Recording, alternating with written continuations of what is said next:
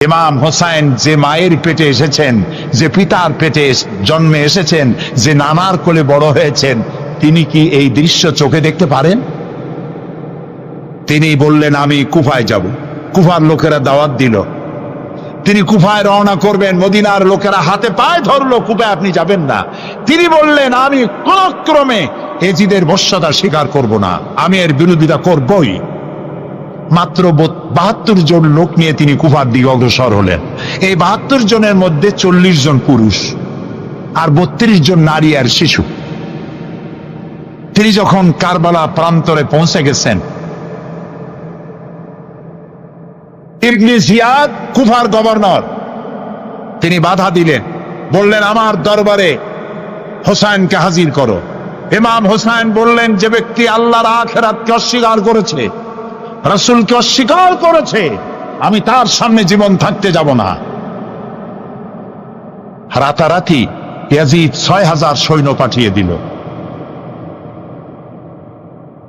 ইমাম হোসাইনের সাথে লোক কত? মাত্র 72। 6000 লোক কি যুদ্ধ করা লাগে 72-এর সাথে?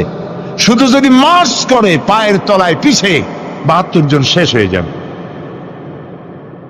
হযরত ইমাম হোসাইন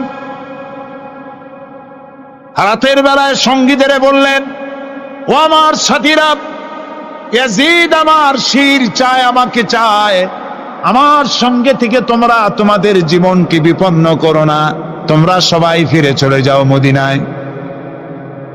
সাথীরা বললেন, ইমাম আজকে যদি আপনাকে ছেড়ে জীবনের মায়া নিয়ে মদিনায় ফিরে যাই, আর আপনার যদি শাহাদাত নসিব হয়, তাহলে কিয়ামতের দিন আল্লাহ নবীর সামনে আমরা কি জবাব দেব? আমরা আমাদের জীবন দিয়ে আপনাকে পাহারা দেব। সকালবেলা যুদ্ধ শুরু হয়ে গেল।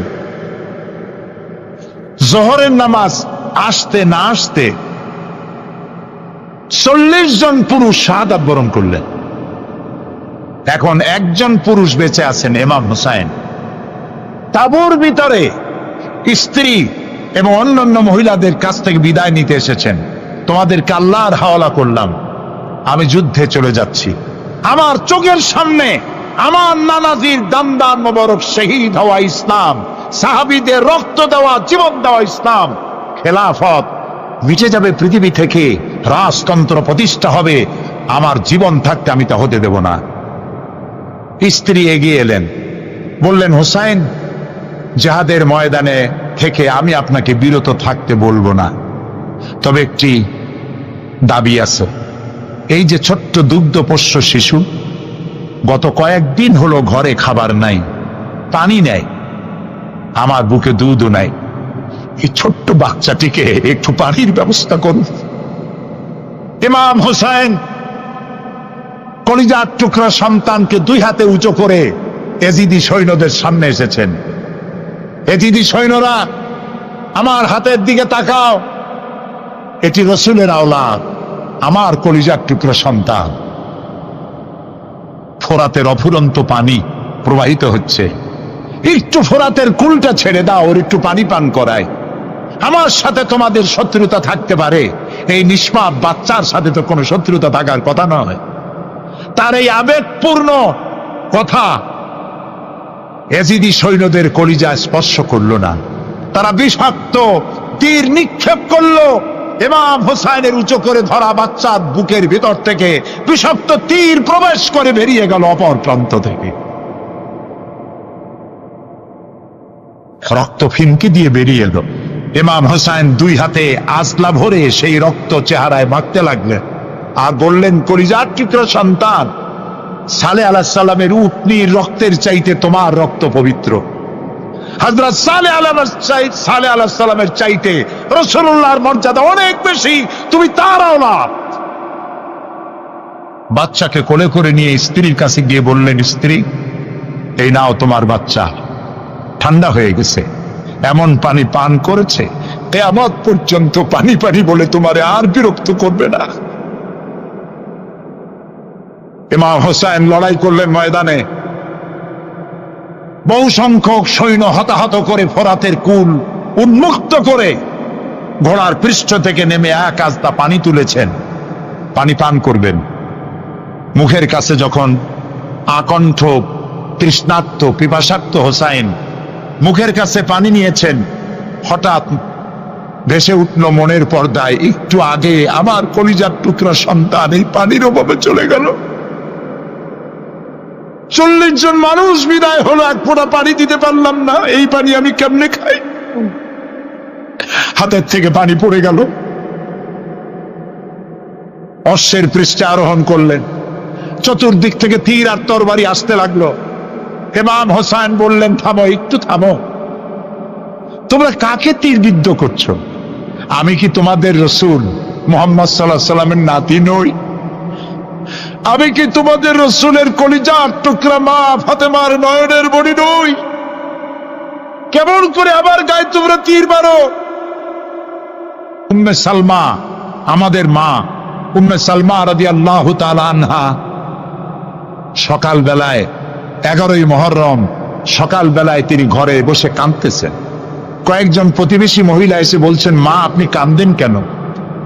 তিনি বলছেন, আজকে রাত্রে আমি স্বপ্নে দেখেছি রাসূলুল্লাহ আমার বাড়ি এসেছেন। আমি দেখতে পেলাম আল্লাহ রসুলের চোখ দিয়ে পানি পড়ছে, দাড়ি মোবারক ধুলা মাখা, বুকখানা বলি। আমি জিজ্ঞেস করলাম, ইয়া রাসূলুল্লাহ আপনি কাঁদেনই কেন? মুখখানা মলিন কেন? দাড়ি মোবারকে ধুলাবালি কেন? রাসূলুল্লাহ বললেন, উম্মে সালমা তুমি জানো না আমি এইমাত্র কারবালা থেকে এসেছি। আমি দেখে এলাম আমার কলিজার টুকরা হুসাইনের শির মোবারক তার দেহ থেকে বিচ্ছিন্ন করে ঘোড়ার পদতলি, ঘোড়া দিয়ে পদদলিত করা হয়েছে তার দেহ মোবারক। ইসলাম এত সহজে আসে নাই, অনেক রক্ত পাড়ি দিয়ে এসেছে ইসলাম। হযরতে হোসাইনের মস্তক মুবারক ইয়াজিদি সৈন্যরা একটা প্লেটে করে নিয়ে কুফার গভর্নর ইবনে জিয়াদের সামনে রেখেছে। ইবনে জিয়াদ চেয়ারে বসা, সিংহাসনে বসা, ইমাম হোসাইনের মস্তক মুবারক তার পায়ের কাছে রেখেছে। কলঙ্কিত ইতিহাস, কি করে আমি শুনাই আপনাদেরকে? ইবনে জিয়াদ চেয়ারে বসে পায়ের কাছে রাখা ইমাম হোসাইনের ঠোঁটের উপরে লাঠি দিয়ে নাড়তেছে। হযরত যায়েদ রাদিয়াল্লাহু তাআলা আনহু 80 বছর বয়স, তিনি বলছেন, ইবনে জিয়াদ এতক্ষণ যা করেছ মুখ বুজে সহ্য করেছি, কিন্তু এখন যেটা তুমি করতেছো পায়ের কাছে কার ব্যথা? তুমি যে ঠোঁটের উপরে লাঠি দিয়া নাড়তেছো, আমি যায়েদ আমি দেখেছি রাসূলুল্লাহ 1000 বার এই মুখের উপরে চুমা খেয়েছেন। তোমার বেয়াদবি বন্ধ করো। প্রিয় ভাই, সব রাজতন্ত্র নয়, পরামর্শ ভিত্তিক সমাজ ব্যবস্থা প্রতিষ্ঠার জন্য আল্লাহ তাআলা ইসলাম দিয়েছেন, দ্বীন দিয়েছেন। আমার ছোটবেলার কথা আমি দেখেছি সরসিরা মাদ্রাসায় পড়তাম।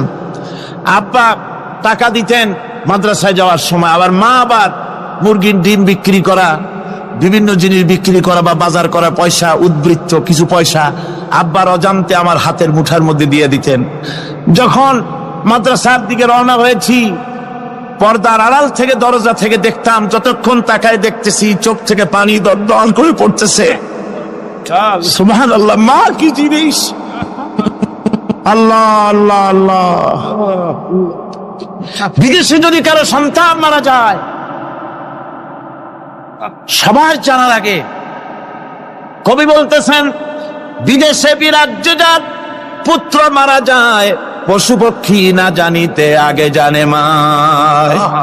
মায়ের কই যার তারে টান লেগে যায়, মা বুঝতে পারে আমার সন্তানটা নাই। ইতালির রাজধানী রোম। রোম প্রাচীন সভ্যতার লালন ভূমি। কোরআনে কারিমে সূরায় রোম রয়েছে, এই রোম সেই রোম। এখানের বাদশার কাছে রাসূল করিম সাল্লাল্লাহু আলাইহি ওয়াসাল্লাম হেরাক্লিয়াসের কাছে চিঠি পাঠিয়েছিলেন, সেই রোম। 12 থেকে 15 হাজারের মতো বাংলাদেশি মুসলমান সেখানে আছে। জুমার দিন, যেদিন আমি গেলাম তার পরের দিনই জুমা ছিল, জুমার নামাজ পড়লাম ভ্যাটিকানের কাছেই বিশাল মসজিদ, ইউরোপের ভিতরে সবচাইতে বড় মসজিদ এটা।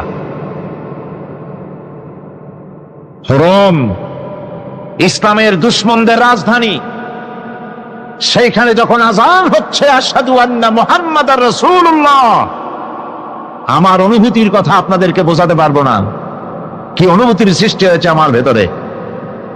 ভ্যাটিকানের পোপ এক পাশে, কিছু দূরেই ভ্যাটিকান, ওটা হচ্ছে গোটা পৃথিবীর সমস্ত খ্রিস্টানদের কাবা, ভ্যাটিকান। তার পাশেই বিশাল মসজিদ, সেখানে নামাজ পড়লাম। চিন্তার ভেতরে আসলো আল্লাহ রাব্বুল আলামিন তার হাবিবের নাম, তার তাওহীদ, তার রিসালাতকে কিভাবে বিশ্বময় ছড়িয়ে দিলেন। আবু জাহেল চাইছিল মুহাম্মদ সাল্লাল্লাহু আলাইহি ওয়াসাল্লামকে স্তব্ধ করে দেবে মক্কার জীবনেই।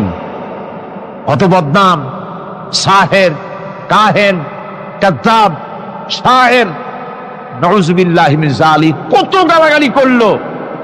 আর আল্লাহ শোনালেন, হাবিব চিন্তার কোনো কারণ নাই, ওয়া রাফা'না লাকা যিকরাক, আমি আপনার প্রশংসা বিশ্বময় ছড়িয়ে দেব। সুবহানাল্লাহি ওয়া বিহামদি। রোম প্রোগ্রাম শেষ করে আমাকে তারা নিয়ে গেল, যেটা আমি বলছি সফর কাহিনী শোনাবার সময় এটা না, যেহেতু এর সঙ্গে প্রাসঙ্গিক সেই জন্য বলছি। পাহাড় কেমনে তুলার মতো হয়ে উঠবে তার নজির দেখেছি। রোম শহর থেকে 300 মাইল দূরে, 300 কিলোমিটার দূরে নেপোলিয়ান বোনাপার্ট তার বাড়ি, এবং ওটা তার নামে একটা প্রভিন্স। ভূমধ্য সাগরের পারে ভিসুভিয়াস, পৃথিবীর সবচাইতে বড় আগ্নেয়গিরি, সেটা দেখাতে নিয়ে যাওয়া হলো আমাকে। যে পাহাড়টা পৃথিবীর মাটি থেকে তার চূড়া হচ্ছে 3 মাইল উঁচু, এর 2 মাইল গাড়িতে করে ঘুরে ঘুরে যাওয়া যায়, এরপর আর গাড়িতে যাওয়া যায় না, বাকিটুকুন যেতে হবে হেঁটে হেঁটে। পাহাড়ের উপরে অক্সিজেন কম, বেশ কষ্ট হচ্ছিল উঠতে। জীবনে প্রথম পাহাড়ে চড়েছি জাবালে নূর, রাসূল করিম সাল্লাল্লাহু আলাইহি ওয়াসাল্লামের উপরে যেখানে ওহী হয়েছিল সর্বপ্রথম। পাহাড় চড়ার একটা অভিজ্ঞতা ওখান থেকে আমার কিছুটা হয়েছিল। খুব কষ্ট হলো বাকি 1 মাইল উঠতে। যখন ভিসুভিয়াসের একদম শীর্ষে চলে গেছি, সেখানে গিয়ে আমার সাথে 15-20 জন লোক ছিল। আমি নিজেই আল্লাহু আকবার বলে আমার গলা থেকে আওয়াজ বেরিয়ে গেল। আমি দেখতে পেলাম ভিসুভিয়াসের শীর্ষে বিশাল গর্ত। আমার মনে হয় গর্তটা এই মাঠের 1/4 হবে, এই মাঠের 1/4 হবে গর্তটা।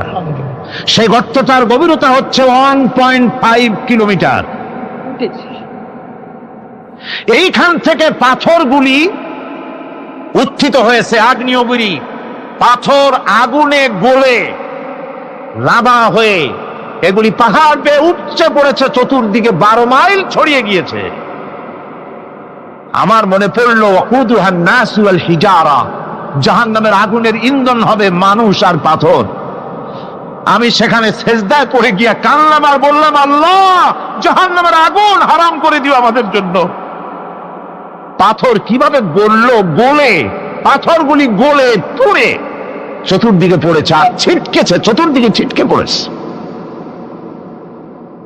সেই পাথরগুলি ছিটকে ছিটকে যেগুলি পুড়ে পড়েছে, সেগুলিকে দূরে সাদা রঙের বলে মনে হয়, কোনোটা সাদা কোনোটা কালো, মনে হয় যেন তুলার মতো হয়ে পড়ে আছে চতুর্দিকে। 1944 সনে তৃতীয়বারের মতো ভিসুভিয়াস যে অগ্নিগিরি, যে অগ্নি উৎপাত করে, তাতে আশেপাশের 12 মাইল এলাকা এফেক্টেড হয়ে যায়। পাথরগুলি গলে এভাবে বিধ্বস্ত করে দিয়েছে।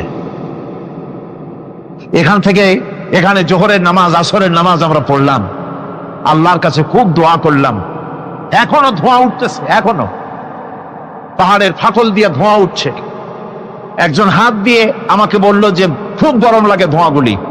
ওখানকার লোকেরা বলল যে ভেতরে এখনো আগুন আছে, তবে সুপ্ত, যে কোনো মুহূর্তে আবার তা জাগ্রত হতে পারে। আমরা সেখান থেকে নেমে এলাম।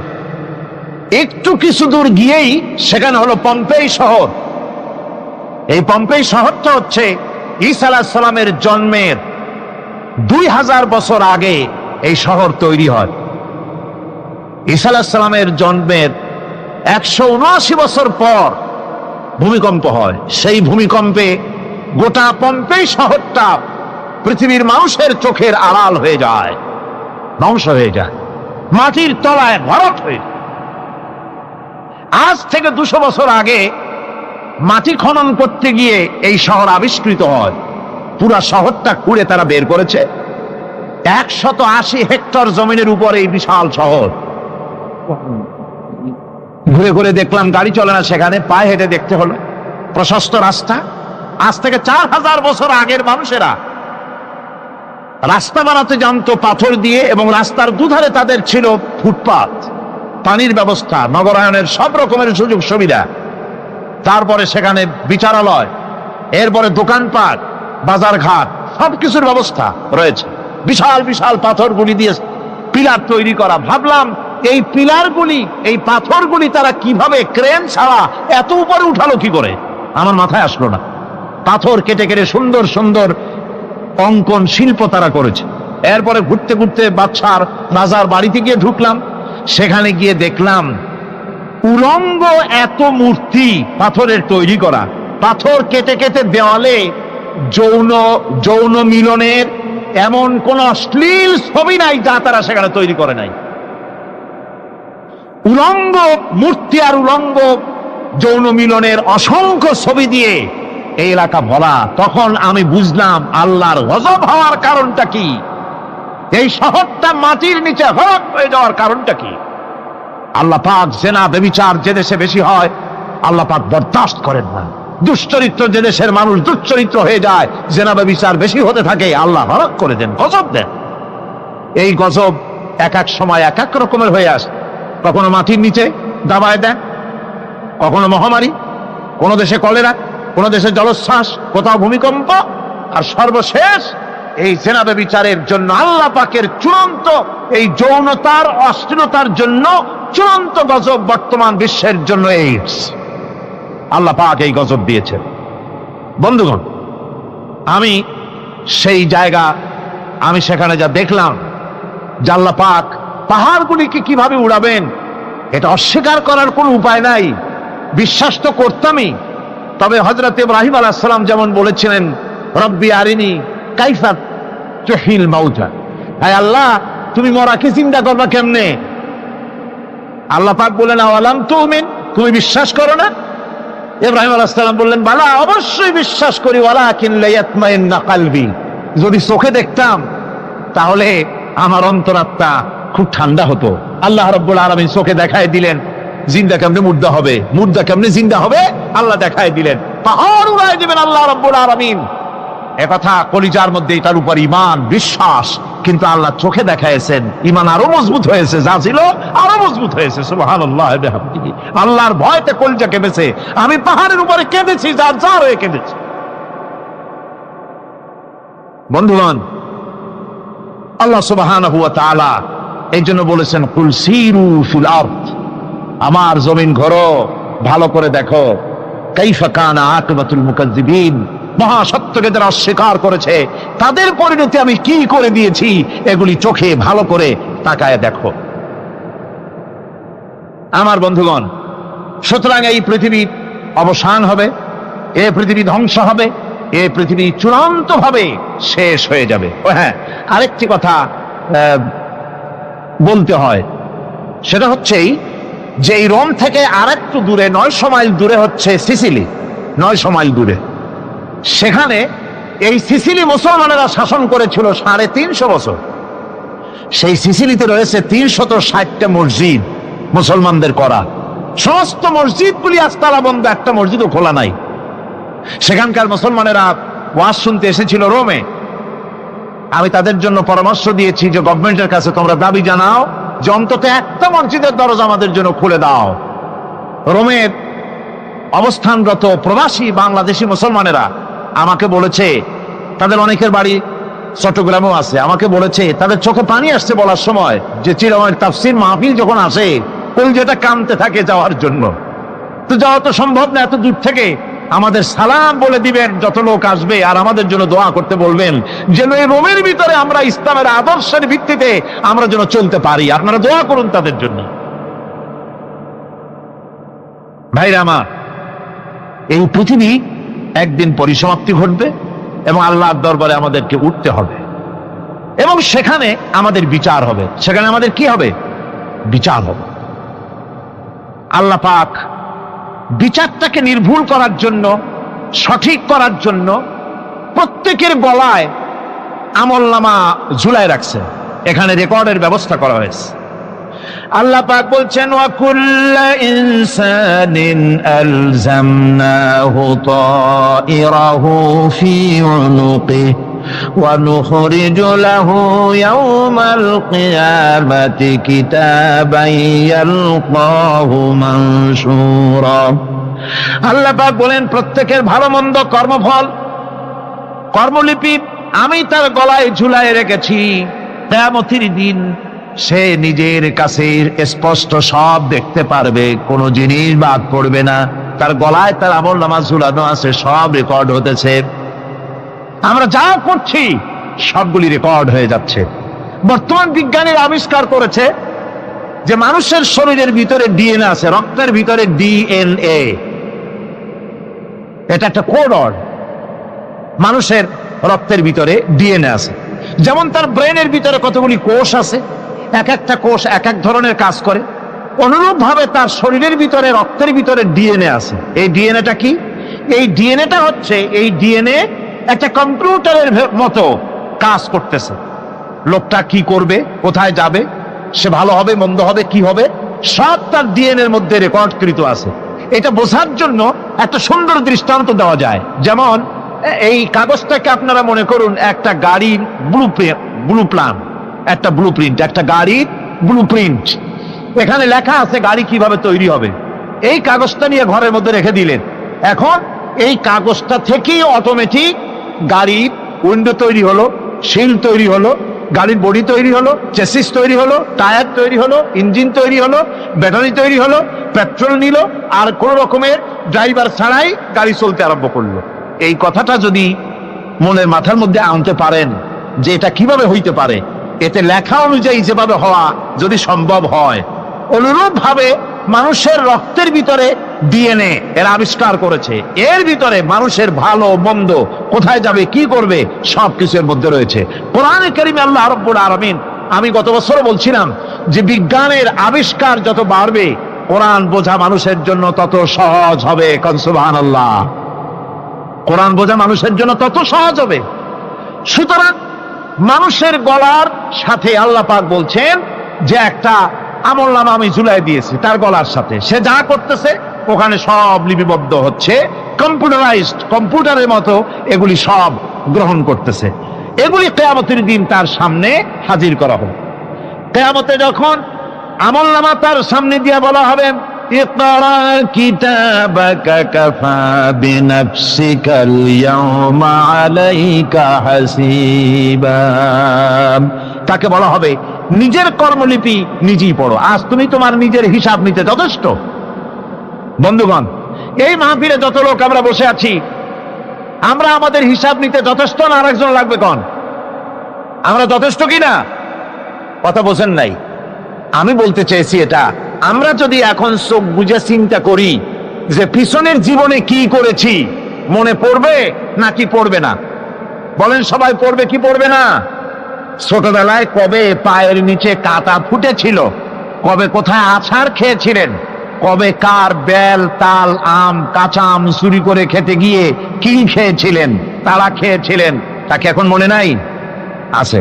তাহলে কি ওই তাল বেল চুরি করতে গিয়ে যে কিলটা খাইছিলেন সেটাও মনে আছে, ভালো মন্দ সব মনে আছে। তাহলে কোন হোটেলের রুমে কি করছিলেন, কোন স্কুলে কোন কলেজে কি করছিলেন, তারপরে জীবনে ছোট বড় ঘটনাগুলি চোখ বুঝতে মনে পড়বে না? এবার হিসাব করেন, মনে যদি পড়ে এবার হিসাব করেন আপনি জান্নাতি না জাহান্নামে। আপনি আপনার নিজের হিসাব নেওয়ার জন্য যথেষ্ট। তাকে হিসাব করতে বলা হবে, তোমার হিসাব, তোমার নিজের হিসাব নেওয়ার জন্য তুমি যথেষ্ট, তোমার হিসাব তুমি নিজেই করো, এটা পড়ো। আর সেই কিয়ামতের দিন কোনো সাহায্যকারী মিলবে না। لن تنفعكم أرحامكم ولا أولادكم يوم القيامة لن تنفعكم কিয়ামতের দিন কোনো ফায়দা হবে না, অবশ্যই কোনো ফায়দা হবে না, কোনো উপকারে আসবে না। কিয়ামতের দিন তোমার সন্তান, তোমার স্ত্রী, তোমার মাল, তোমার সম্পদ কোন উপকারে আসবে না কিয়ামতের ময়দানে। সেদিন সব তোমার সাথে বিচ্ছয় করবে, সব পালায় যাবে। সেখানে উৎকোষেরও কোনো কারবার নাই যে ঘুষ টুস দিয়া, ফেরেশতাদের কোন রকম বুঝবাজ দিয়া, আলাদা কোনো চোরাগলি পথ দিয়া একেবারে ফুট করে ভেস্তে চলে যাবেন, এমন কোনো সুযোগ নাই। অনেকে বলে হুজুর এমন কিছু দোয়া শিখায় দেন যাতে ওই সব জেহাদ বোমা এগুলি খুব ভয় পাই, ওসব রাস্তা টাস্তা না, খুব সহজে কিছু দোয়া দুরূদ করিয়া আস্তে করে জান্নাতে চলে যাওয়া যায়, এরকম একটা দোয়া, এরকম একটা পথ বলে দেন। আমি বলি ভাই, এরকমের কোন চোরাগলি আমার রাসূল আবিষ্কার করতে পারেন নাই। আল্লাহর পয়গম্বরের ওই ধরনের কোন পথ আবিষ্কার করতে পারেন নাই। সেখানে কিয়ামতের দিন কাউকে উৎকোষ গ্রহণ করার কেউ নাই, উৎকোষ দেওয়া যাবে না। আর উৎকোষ দিবি নেবা কি, আপনার কাছে কিছু নাইও, থাকলেও নেওয়ার কেউ নাই। এই দুনিয়ায় ফাঁকিবাজি করে বহুত কিছু করা যায়, কিন্তু কিয়ামতের মাঠে এগুলি কিছুই চলবে না। اليوم لا ينفع مال ولا بنون কিয়ামতের দিন ধন, সন্তান, সন্ততি আর সম্পদ কোনো কাজে লাগবে না। সেদিন শুধু আমল যদি ভালো হয় কাজে লাগবে, আমল খারাপ হবে সব শেষ হয়ে যাবে। আল্লাহ রাব্বুল আলামিন নবীজিকে ডেকে বলেছেন, নবী আপনি বলেন, কুল মা কুনতু বিদআম মিনার রাসূল, আপনি বলুন আমি কোন নতুন রাসূল নই, আমার আগে অনেক নবী রাসূল পৃথিবীতে এসেছেন, তারা বিদায় হয়ে গেছেন। আমি জানি না কিয়ামতের দিন আল্লাহ রাব্বুল আলামিন আমার সাথে কি ব্যবহার করবেন, আর আমি এও জানি না যে কিয়ামতের দিন আল্লাহ পাক তোমাদের সাথে কি ব্যবহার করবেন। এই আয়াত নাযিল হওয়ার পর আল্লাহর হাবিব তার মেয়েকে ডাকলেন, জামাইকে ডাকলেন, নাতিদেরকে ডাকলেন, আহলে বাইতদেরকে ডাকলেন, আর বললেন, ও আমার মেয়ে, কলিজার টুকরা ফাতেমা গো শোনো, কেবলমাত্র আয়াত নাযিল হয়ে গেল, আল্লাহ পাক আমাকে শোনাচ্ছেন কিয়ামতের দিন আমি জানি না আমার সঙ্গে কি ব্যবহার করা হবে, আর এও জানি না যে তোমাদের সাথে কি ব্যবহার করা হবে। ও আমার কলিজার টুকরা মেয়ে ফাতেমা, কিয়ামতের দিন মুহাম্মদ সাল্লাল্লাহু আলাইহি ওয়াসাল্লামের মেয়ে, এই হিসাবে তোমার নাজাতের ফয়সালা হবে না। ও আমার কলিজার টুকরা নাতি হাসান আর হোসেন, কিয়ামতের দিন মুহাম্মদ সাল্লাল্লাহু আলাইহি ওয়াসাল্লামের নাতি হিসাবে ফয়সালা হবে না। ও আমার জামাই হযরতে আলী, কিয়ামতের দিন আমার জামাই হিসাবে নাজাতের ফয়সালা হবে না। আমল যদি ভালো হয় ফয়সালা ভালো হবে, জান্নাতে চলে যাবে। আমল যদি খারাপ হয় কার নাতি কার জামাই দেখা হবে না। সুবহানাল্লাহ, কঠিন কিয়ামতের মাঠ। এই পরকালের বিশ্বাস যদি কলিজার মধ্যে ঢোকে মানুষ ভালো হয়ে যাবে। কোন সুবহানাল্লাহ। আপনারা কোন মানুষের চরিত্র ভালো কি পুলিশে বানাইতে পারবে? আপনাদের দৃষ্টিতে পারবে? কথার জবাব যে দিলেন না, পুলিশে কি মানুষের চরিত্র ভালো বানাইতে পারবে? পুলিশের চরিত্র ভালো বানাবে কেডা? সেটাই তো কথা। মানুষের চরিত্র যাতে ভালো থাকে, মানুষের জন্য খারাপ কাম না করে, সেজন্য পুলিশ। পুলিশ যাতে খারাপ কাম না করে সেজন্য আরো একটা ডিপার্টমেন্ট আছে না? তারা যাতে খারাপ কাজ না করে সেজন্য আর একটা আছে। এন্টি করাপশনের আবার এন্টি করাপশন আছে, তার উপর আবার এন্টি করাপশন আছে। এন্টিটার অভাব না। সুতরাং পুলিশ দিয়া, বিডিআর দিয়া, আর্মি দিয়া মানুষের, দেশের, জাতির চরিত্র ভালো বানানো যায় না। রাসূলুল্লাহ এ দিয়ে বানান না, এটা ইসলামের নিয়ম নয়। পুলিশ দিয়া, আর্মি দিয়া দেশের মানুষের চরিত্র ভালো বানানো যায় না। চরিত্র ভালো বানানো যায় কেবলমাত্র পরকালের ভয় দিয়া। কিসের ভয় দিয়া? ওই যে মক্কার জীবনে ওই সমস্ত মানুষগুলি যারা চুরি করত, ডাকাতি করত, জেনা করত, বদমাশি করত, যারা শয়তানি করত, যারা মানুষকে খুন করত, এই মানুষগুলি এত ভালো হয়ে গেল, যারা চুরি ছেড়ে দিল, ডাকাতি ছেড়ে দিল, জেনা ব্যভিচার ছেড়ে দিল, এত ভালো হয়ে গেল, পৃথিবীর মধ্যে সেরা মানুষ তারা হয়ে গেলেন। জোরে বলেন সুবহানাল্লাহ।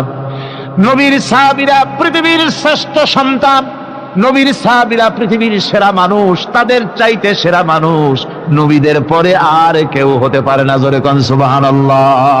নবীর পরে পৃথিবীতে শ্রেষ্ঠ মানুষ কারা? সাহাবায়ে কেরাম রিদওয়ানুল্লাহি তাআলা আলাইহিম আজমাইন। ওনারা তো কুফরের মধ্যে ছিলেন, শিরকের মধ্যে ছিলেন, চুরি ডাকাতি জেনা ব্যভিচার এমন কোন পাপ নাই যা করা হয়নি।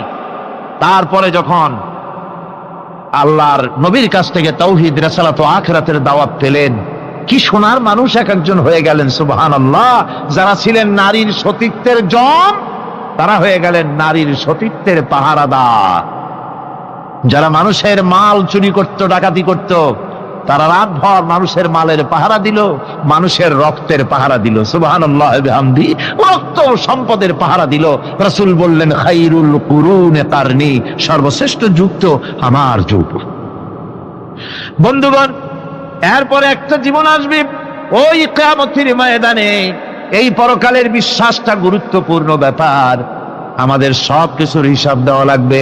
আল্লাহ পাক বলেন, ইন্নাস সামআ ওয়াল বাসারা ওয়াল ফুআদা কুল্লু উলাইকা আনহু মাসউলা।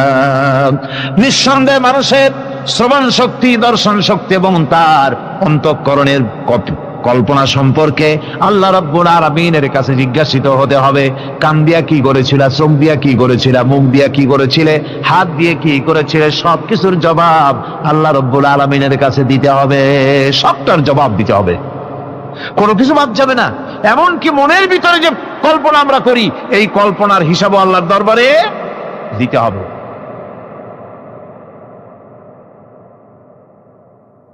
হযরতে জাফর চলে গেলেন নিজের বাড়িতে। স্ত্রীকে ডেকে বললেন, স্ত্রী, রাসূলুল্লাহ আমাকে নির্দেশ করেছেন মুতার প্রান্তরে যুদ্ধে যাওয়ার জন্য। আমি চলে যাব, তোমার কাছে বলতে এলাম। রাসূলুল্লাহ নির্দেশ না করলে বলতেও আসতাম না।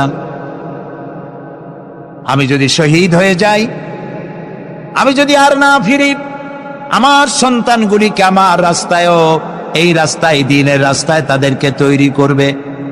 স্ত্রী বলছেন, হে আমার স্বামী, রাসূলুল্লাহ নির্দেশ করেছেন জিহাদের ময়দানে যাওয়ার জন্য। আমি আপনাকে বাধা দেওয়ার হিম্মত রাখি না, তবে আমি আল্লাহর কাছে হাত তুলে বলি। তিনি দোয়া করতে লাগলেন, রব্বুল আলামিন, আমার স্বামী রাসূলুল্লাহর নির্দেশে জিহাদের ময়দানে যেতেছেন, তুমি মেহেরবানি করে আমার স্বামীকে জিহাদের গাজী বানায়া আমার কাছে ফিরাইয়া দিও। হযরতে জাফর তরবারিটা খাপের মধ্য থেকে বের করে তরবারির উল্টা দিক দিয়া স্ত্রীর মুনাজাত করা অবস্থায় তার হাতের উপরে মৃদু আঘাত করলেন আর বললেন, স্ত্রী হাত নামাও, উল্টা দোয়া করো না। রাসূলুল্লাহ আমার নাম দ্বিতীয় নাম্বারে বলেছেন, আমার আগেও একজন আছে, পরেও একজন আছে। মুতার প্রান্তরে আমি যে শহীদ হব তাতে কোনো সন্দেহ নাই। উল্টা দোয়া করো না, বরং আমার শাহাদাত মঞ্জুরের জন্য দোয়া করো, আর এই আমার সন্তানগুলিকে দ্বীনের রাস্তায় পরিচালিত করো। আর আমি তোমার কোনো হক আদায় করতে পারি নাই, আমারে মাফ করে দিও। হযরতে জাফর সালাম দিয়ে চললেন।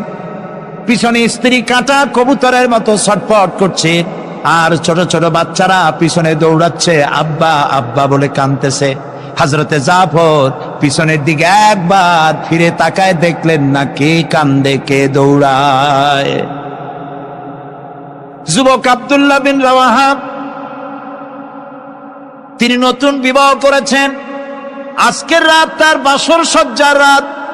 রাসূলুল্লাহ হুকুম করেছেন জিহাদে যেতে হবে। তিনি চলে গেলেন নিজের বাড়িতে। বাড়ি গিয়ে শুনতে পান রাতের বেলায় স্ত্রী তেলাওয়াত করতেছেন কোরআনে কারীম। হযরতে জাফর হযরতে আব্দুল্লাহ বলছেন, স্ত্রী একটু কোরআন পড়া বন্ধ করো, আমার কথা শোনো। আল্লাহর নবী আমাকে জিহাদের জন্য যাওয়ার জন্য আমাকে নির্দেশ করেছেন, আমি জিহাদে চলে যাচ্ছি। তোমার সঙ্গে বিবাহ হয়েছিল, আমি তোমার কোনো হক আদায় করতে পারি নাই, এজন্য আমারে তুমি মাফ করে দিও। স্ত্রী বলল, প্রাণের স্বামী, আমি শুনেছি এই মদিনায় আপনি সুপুরুষ, এক সুদর্শন যুবক, প্রাণ ভরে একবার দেখতেও পারি নাই।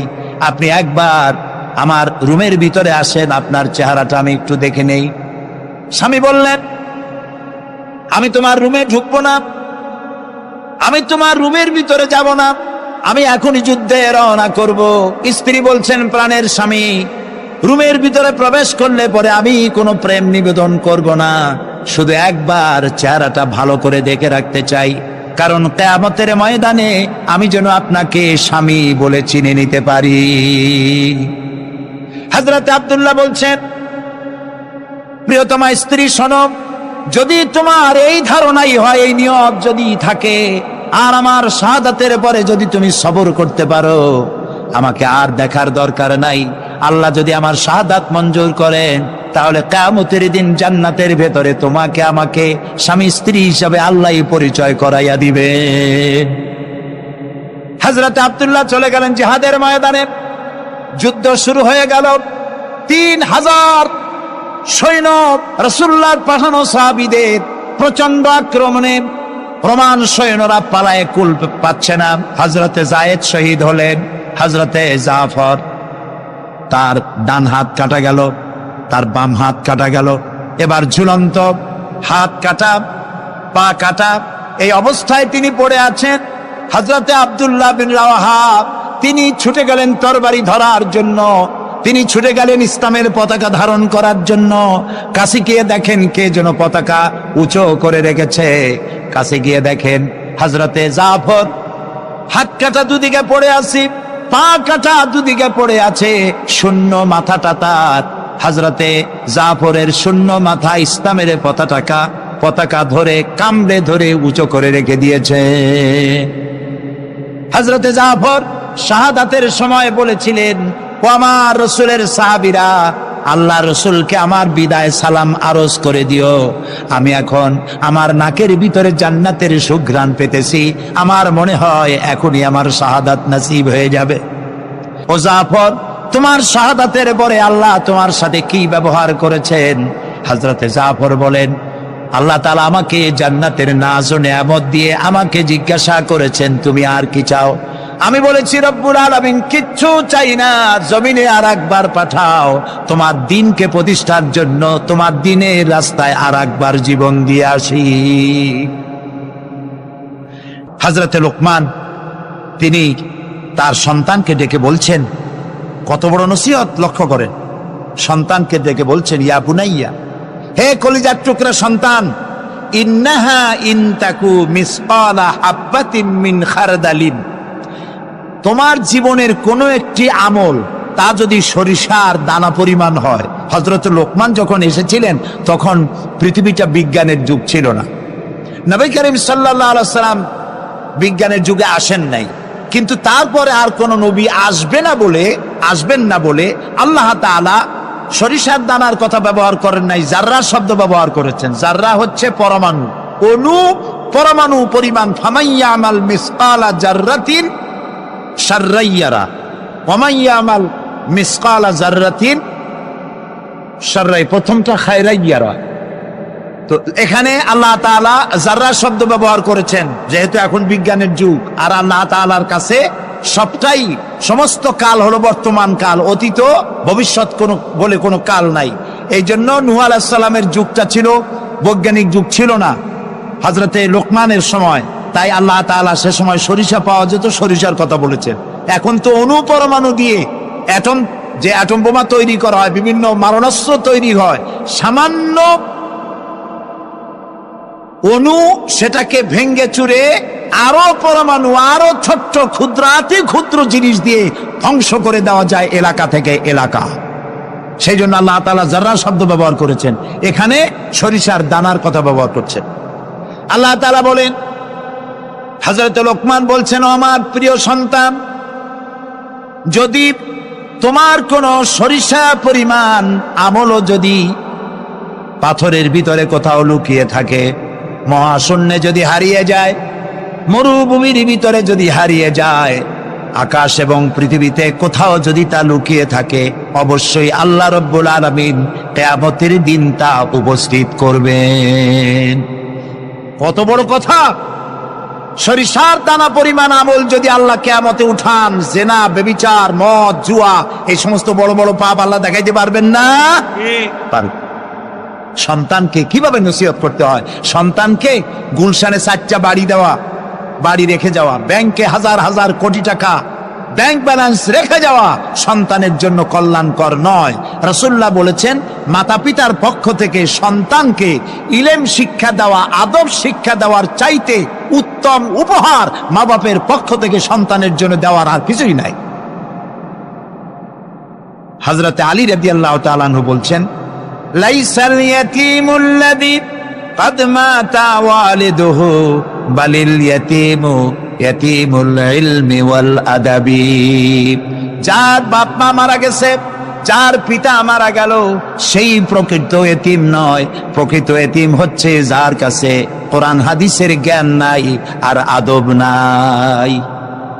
যে সন্তানকে যদি পিতা মাতা আদব শিখাতে না পারে, ইলম দিতে না পারে, তাহলে পিতা বেঁচে থাকতেই সেই সন্তান সে এতিম বানায় গেল, সে কিছুই শিখলো না। এই জন্যে হযরত লোকমান তার সন্তানকে শিখালেন, দেখো সরিষা পরিমাণ আমলও যদি করো তাও পলায় থাকতে পারবে না। সুতরাং তুমি তোমার আমল সম্পর্কে সতর্ক হও। আল্লাহ তোমার সমস্ত আমলগুলি দেখতে পাচ্ছেন। আল্লাহ দেখতে পাচ্ছেন না সব? আল্লাহ রাব্বুল আলামিন বলেন, وَيَعْلَمُ مَا فِي الْبَرِّ وَالْبَحْرِ وَمَا تَسْقُطُ مِنْ وَرَقَةٍ إِلَّا يَعْلَمُهَا। এই পৃথিবীতে যদি কোনো একটি সমুদ্রের মধ্যে কি হয়, স্থলভাবে কি হয়, আল্লাহ রাব্বুল আলামিন বলেন আমি জানি। শুধু তাই নয়, পৃথিবীর কোনো একটি গাছের পাতা যদি পড়ে যায়, তাহলে কোন দেশের কোন গাছের কোন পাতাটি পড়েছে আমি আল্লাহ রাব্বুল আলামিনের দরবারে তার খবর হয়ে যায়। এই কথা যদি পিতা মাতা সন্তানদেরকে কাছে নিয়ে যদি বলে, বাবা জেনা, ব্যভিচার, মদ, জুয়া, শয়তানি, চাঁদাবাজি, মাস্তানি এগুলি করবে না, এগুলি একদিন মরা লাগবে, আল্লাহর কাছে হিসাব দিতে হবে। মা বাবা যদি বলতো এরকম, সন্তানগুলি ভালো হইতো। ঠিক কিনা কোন? জোরে বলেন ঠিক কিনা? প্রিয় ভাই সব, কোরআনে কারীমের অসংখ্য আয়াতের মধ্য থেকে একটি আয়াত যদি আমরা মনে প্রাণে বিশ্বাস করতে পারতাম, আমল করতে পারতাম, আমাদের চরিত্র ভালো হয়ে যেত। আল্লাহ রাব্বুল আলামিন বলেন, মা ইয়াকুনু মিন নাজওয়া সালাসাতিন ইল্লা হুয়া রাবিউহুম ওয়ালা খামসাতিন ইল্লা হুয়া সাদিসুহুম। আল্লাহ তাআলা বলেন, শোনো, যেখানে তোমরা 3 জনে মিলে পরামর্শ করো, 3 জনে মিলে যেখানে পরামর্শ করো, মনে করো ওখানে তোমরা 3 জন নও, চতুর্থ আর এক সত্তা সেখানে আছে, নাম কি তার? বলেন, ওয়ালা খামসাতিন ইল্লা হুয়া সাদিসুহুম। যেখানে 5 জন তোমরা পরামর্শ করো, সেখানে ষষ্ঠ আর এক সত্তা আছে, তার নাম কি? আল্লাহ। ওয়ালা আদনা মিন যালিকা ওয়ালা আকসারা ইল্লা হুয়া মাহুম আইনামা কানু। এর থেকে সংখ্যায় যদি কম হও, এর থেকে সংখ্যায় যদি বেশি হও, তুমি যেখানে আমি আল্লাহ সেখানে। সুবহানাল্লাহ। প্রিয় ভাই সব, এই যত বোমাবাজি হয়, গ্রেনেড বাজি হয়, কোনো না কোনো জায়গায় পরামর্শ হয় না? হয় না? পরামর্শ হয়। শেখ বেলাল উদ্দিন খুলনার দৈনিক সংগ্রামের প্রতিনিধি ছিলেন। আজকের পত্রিকায় দেখতে পেলাম তাকে হত্যা করার জন্য পরামর্শ হয়েছিল এবং সেখানে খুনিকে 1.5 লক্ষ টাকা পুরস্কার দিয়ে 20,000 টাকা অগ্রিম করা হয়েছিল। এরকম একজন ভালো সাংবাদিককে হত্যা করার জন্য পরামর্শ করা হলো। বেলালের নাম যখন মনে আসলো, দোয়া করি আল্লাহ তাআলা বেলালকে, হযরতে বেলাল রাদিয়াল্লাহু তাআলা আনহুর সঙ্গী করে জান্নাতের মধ্যে জায়গা করে দিও। যেখানে বসে এই পরামর্শটা করা হলো, কিবরিয়া একজন অর্থনীতিবিদ, দেশের একজন গুণী ব্যক্তি, তাকে হত্যা করার জন্য যেখানে পরামর্শ হয়েছিল, 21শে আগস্ট গ্রেনেড হামলা করার জন্য যেখানে পরামর্শ করা হয়েছিল, সেখানে 3 জন হোক 5 জন হোক, যারাই পরামর্শ করেছিল, তাদের যদি জানা থাকতো যে আল্লাহ রাব্বুল আলামিন এই অনুষ্ঠানে তিনি দেখতে পাচ্ছেন এবং শুনতে পাচ্ছেন, তাহলে এত বড় মারাত্মক পশুর কাজ তারা করতে পারত না। হযরতে লোকমান তিনি তার সন্তানকে একেবারে বাচ্চা অবস্থায় বুঝায় দিলেন, হে আমার ছেলে কলিজার টুকরা, ছোট্ট একটি সরিষার দানা পরিমাণ আমলও যদি করো, ওইটা গোপন থাকবে না, আল্লাহ তাআলা উঠায় নেবেন। সুবহানাল্লাহ, তুমি দেখতে পাবে সে আমল। প্রিয় উপস্থিতি, যুবকদের বলি, তরুণদের বলি, তরুণই আজকে আমাদের টার্গেট। তরুণরা আসো ইসলামের দিকে। তোমাদেরকে যারা লাঠিয়াল বাহিনী হিসাবে ব্যবহার করে, এদের মুখে থুতু নিক্ষেপ করে বেরিয়ে আসো, রাসূলের কাতারে শামিল হয়ে যাও। যে পথে যাচ্ছ জাহান্নামের পথ, আমরা ডাকি তোমাদেরকে জান্নাতের দিকে। সুবহানাল্লাহ। প্রিয় ভাই সব, আমি আপনাদের খেদমতে আরজ করব, হযরতে লোকমানের এই তৃতীয় নসিহতের শেষ অংশটি করেই আমরা আপনাদের সামনে যে কথা বলতে চাই তা হলো, হযরতে লোকমান বলছেন, ওয়া'মুর বিল মারুফি ওয়ানহা আনিল মুনকার, ভালো কাজের আদেশ দাও, অন্যায় কাজ থেকে মানুষকে বিরত রাখো। সুবহানাল্লাহ বলেন, সবাই বলেন সুবহানাল্লাহ। ভালো কাজের আদেশ দাও। ভালো কাজের আদেশ দেওয়া। আজকে হলো মুহররম মাস, আজকে কি আর মাত্র একদিন পরে আশুরা হবে। হযরত ইমাম হোসাইন এবং তার সাথী সঙ্গী শাহাদায়ে কারবালার জন্য আমরা দোয়া করব। আমরা আমাদের মা বাবার জন্য দোয়া করব। এটা দোয়া কবুলের আজকের শুক্রবার ছিল। সুবহানাল্লাহ। প্রিয় ভাই সব, এত বড় বিশাল মাহফিল, জীবনে আরেকটা পাবো কোন নিশ্চয়তা আছে কি?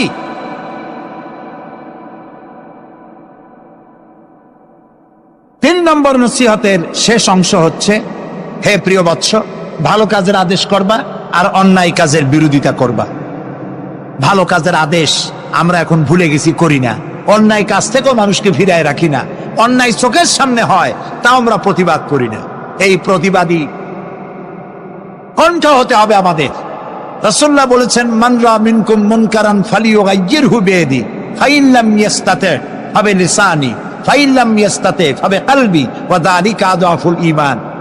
আমাদের কার কতটা ঈমান আছে তা পরিমাপ করার একটা থার্মোমিটার আছে। আপনারা জানেন, জ্বর মাপে যে যন্ত্র দিয়া, সেটাকে কি বলা হয়? থার্মোমিটার।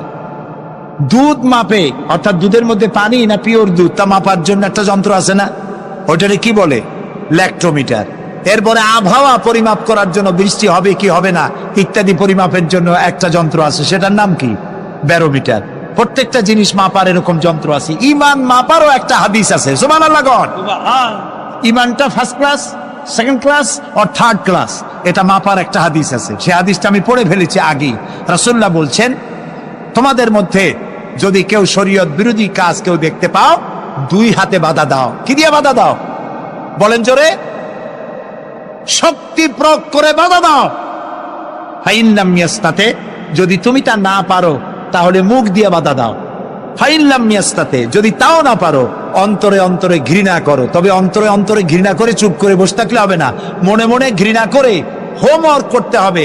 মনের মধ্যে এই চিন্তা রাখতে হবে যে এই অন্যায় কাজকে নির্মূল করার জন্য কি করা যায়, সে সম্পর্কে পরিকল্পনা নিতে হবে। আর এটা হলো ওয়া যালিকা আযআফুল ঈমান, আর এটা হলো ঈমানের একদম থার্ড ক্লাস, তৃতীয় পর্যায়। এরপরে ঈমানের আর কোনো অংশ নাই। হযরত লোকমান বলছেন, ওয়াসবির আলা মা আসাবাক, এরপরে তুমি সবর ইখতিয়ার করবে। সবর, ধৈর্য। ভালো কাজের আদেশ, অন্যায় কাজের নিষেধ, এর মধ্যে সবরের কথা আসলো কেন? সবরের কথা আসলো এই জন্য যে আপনি যখনই মানুষের ভালো কথা বলবেন, তখনই আপনারে মানুষে গালি দিবে, মন্দ কথা বলবে। ইসলামের দাওয়াত দিবেন, বলবে যে মৌলবাদী। ঠিক কিনা? এখন তো কিছু দল আছে আমাদের দেশে, মৌলবাদ আর সাম্প্রদায়িক ছাড়া আর কিছু চোখেই দেখে না, খালি কয় মৌলবাদ মৌলবাদ মৌলবাদ মৌলবাদ। সাম্প্রদায়িক কি? সাম্প্রদায়িক হইছে? মৌলবাদ কি হইছে? ইসলাম পালন করলে, নামাজ রোজা করলে যদি মৌলবাদ হয়, তাহলে যারা গালি দেয় ওরা যদি নামাজ পড়ে তো ওরাও তো মৌলবাদী। সাম্প্রদায়িক কি হয়েছে? কেন সাম্প্রদায়িক করেন? বাংলাদেশে কি সাম্প্রদায়িকতা বলতে কিছু আছে? এই দেশেও যদি বলে সাম্প্রদায়িক সম্প্রীতি নাই, তাহলে সাম্প্রদায়িক সম্প্রীতি আছে কোন দেশে? ওই দেশের নামটা আমরা শুনতে চাই। বাংলাদেশ পৃথিবীর অন্যতম শ্রেষ্ঠ সাম্প্রদায়িক সম্প্রীতির একটি উজ্জ্বল দৃষ্টান্ত বহন করে চলছে এই বাংলাদেশ। আমরা 1947 সনে একবার স্বাধীন হয়েছি, আবার 71 সনে পূর্ণাঙ্গ স্বাধীনতা লাভ করেছি, ঠিক না ভাই? ওই একই 47-এ ভারতও স্বাধীন হয়েছে, আমরাও স্বাধীন হয়েছি। আমাদের দেশে 47 থেকে নিয়ে এই পর্যন্ত সাম্প্রদায়িক দাঙ্গা, কমিউনাল রায়ট, ধর্মীয় মারামারি, হিন্দু মুসলমানে সাম্প্রদায়িক মারামারি, খুনাখুনি হয়েছে বলেন? হয়ে থাকলে কোথায় হয়েছে বলেন? হয়েছে কোথাও? হয়নি। আর যে ভারত আমাদের প্রতিবেশী, 1947 থেকে এই পর্যন্ত সাম্প্রদায়িক দাঙ্গা হয়েছে সে দেশে 20,000 বারেরও বেশি।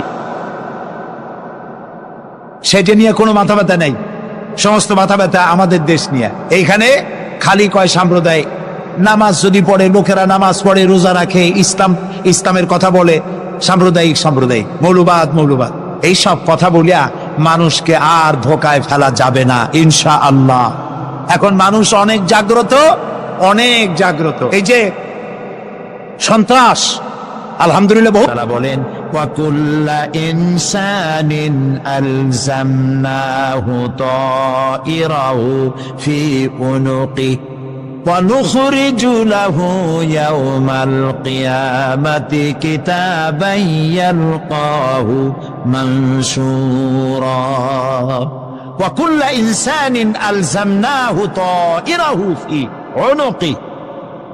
আমি প্রত্যেক মানুষকে, মানুষের কর্মকে তার গ্রীবা লগ্ন করে দিয়েছি। এই যে গলা, এই গলার কাছে একটা ঘুটলির মতো, একটা সিম কার্ডের মতো এইখানে আমি রেখে দিয়েছি। কোথায়? কোন গলায়? কে বলতেছেন এ কথা? এই গুটলির ভিতরে তুমি যা করতেছো সব লিপিবদ্ধ হচ্ছে। সুবহানাল্লাহ বলেন। এখন বলতে পারেন অদৃশ্য এই গুটলি, এটা তো দেখি না, এটা কে বলতেছেন? আমি কিন্তু দেখতে পাচ্ছি না। আপনারা দেখেন নাকি? কেউ দেখেন না। হাত দিয়ে ধরে দেখেন, পান নাকি? ধরাও যায় না, দেখাও যায়। আল্লাহ বলছেন আছে, তাহলে বিশ্বাস করতে হবে। এর ভিতরে সব রেকর্ড হয়ে যাচ্ছে। আপনি বলবেন এতটুকুন ঘুটলির মধ্যে, তাবিজের মধ্যে আমার সারা জীবনের সব কথার সব কাজ ঢোকে কেমনে লেখা হয়? তাহলে পাল্টা প্রশ্ন করি, আপনার মোবাইলের সিম কার্ডে এত ফোন নাম্বার, এত ইমেল, এত কি বলে, এত টেক্সট, এত কিছু, আপনার আরো কি জানি আছে, মেসেজ দেওয়াটা হাবিজাবি আছে না, অনেক কিছু গুছি সুতা, এগুলো কেমনে হয়? ছোট্ট একটা সিম কার্ডের মধ্যে কেমনে হয়? শত শত টেলিফোন নাম্বারের মধ্যে ঢুকে যায়। আমার একটা টেলিফোন দিয়ে মোবাইল দিল, কোথা থেকে দিল? লিসবন। কোথায়? কি আন্দাজে কয়? অস্ট্রেলিয়া। লিসবন হচ্ছে পর্তুগালের রাজধানী। পর্তুগালের রাজধানী, সেখানে প্রোগ্রাম ছিল, ওরা আমাকে একটা মোবাইল দিল। এতে যে কত ফাংশন আল্লাহই ভালো জানে, আমি এখনো শিখতে পারিনি। এত ফাংশন এতটুকু একটা মোবাইলের মধ্যে।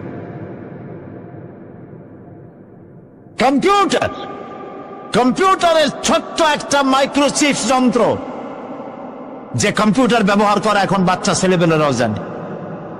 এটা একটা পৃথিবীর বিস্ময়।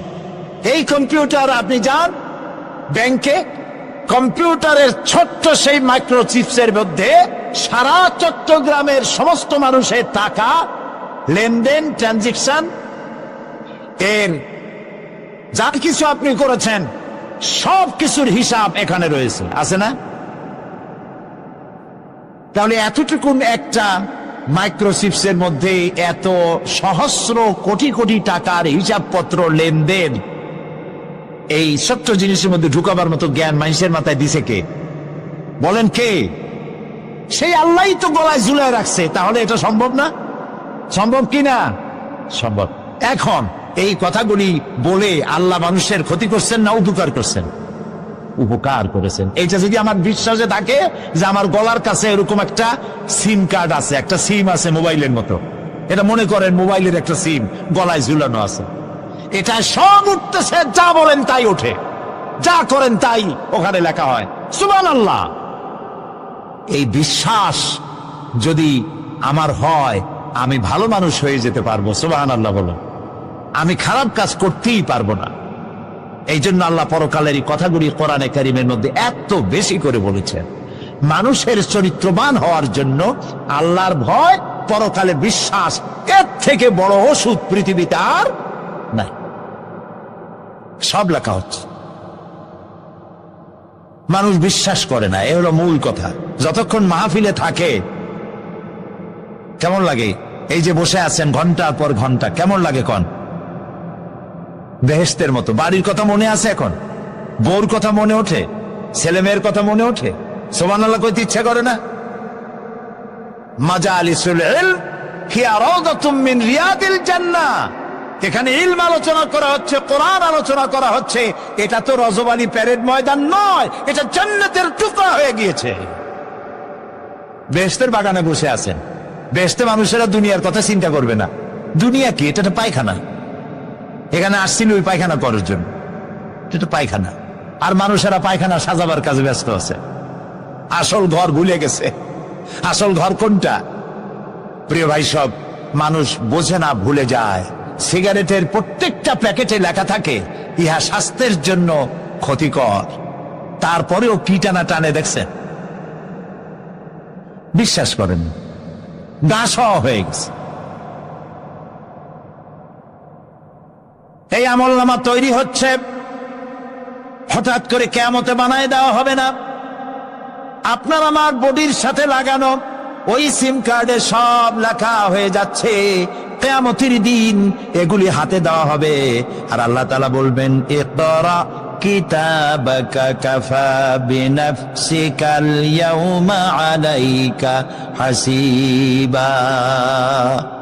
ইকরা কিতাবাক, তাকে বলা হবে এবার তুমি পড়ো। কাফা বিনাফসিকাল ইয়াউমা আলাইকা হাসিবা, তোমার এই কিতাব পড়ো, আর তোমার এই হিসাব গ্রহণ করার জন্য কিতাবটা ভালো করে পড়ো। তোমার নিজের হিসাব নেওয়ার জন্য তুমি নিজেই যথেষ্ট। তুমি দোজখে যাবা না বেহেশতে যাবা, তুমি নিজেই সিদ্ধান্ত নাও কোথায় যাবে। তোমার নিজের কি করছিলা এখন তুমি দেখো। এই জন্য আমি বলি মাঝে মধ্যে আমরা এখনো হিসাব করতে পারি এখানে বসিয়া। আমাদের কি হওয়া উচিত? ছোটবেলার কথা মনে আছে? নাই? মনে নাই? এই যে স্কুল থেকে পলাইছিলেন, তারপরে 2 দিন পর স্কুলে গিয়ে হাজির হয়েছেন। মাস্টার জিজ্ঞেস করলো গতকাল আসো নাই কেন? তখন বললেন মা বলেছেন আমার নাকি পেটে ব্যথা হয়েছিল। এইসব স্কুল ফাঁকি দেওয়া, মার খাওয়া, মানুষের বাড়ির লিচু খাইতে গিয়ে চুরি করিয়া কিল খাওয়া, এইসব ছোট ছোট কথা মনে পড়লে এখনো হাসি পায়। এসব কথা মনে আছে না? ছোট ছোট কথা, ছোট ছোট কথাগুলি যদি মনে থাকে, তাহলে কোন হোটেলে, কোন বাগানে, কোথায়, কোন পাপ করেছেন তা মনে নাই? এখন নিজে হিসাব করেন জায়গা কোথায় হওয়া উচিত। পাপ করেছেন কত, ভালো কাজ করেছেন কত, নিজে হিসাব করে দেখেন কোন দিকে যাবেন। আমরা নিজেরাই যথেষ্ট হিসাবের জন্য। আল্লাহ তাই বলবেন কিয়ামতের দিনে, ইকরা কিতাবা, তোমার কিতাব তুমি পড়ো, তোমার হিসাব নেওয়ার জন্য তুমিই যথেষ্ট। আহারে, আল্লাহ রাব্বুল আলামিন বলেন, ওয়া আশরাকাতিল আরদু বিনুরি রাব্বিহা ওয়া বুদিআল কিতাবু ওয়া জিআআ বিন নাবিয়্যিনা ওয়াশ শুহাদাআ বাইনাহুম বিল হক ওয়া হুম লা ইউযলামুন।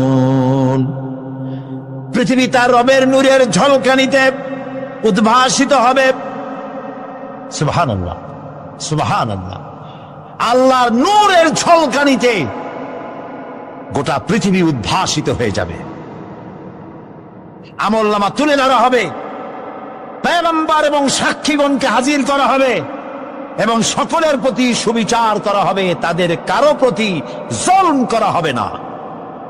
আল্লাহ গ্যারান্টি দিচ্ছেন, কারো প্রতি জুলুম করা হবে না।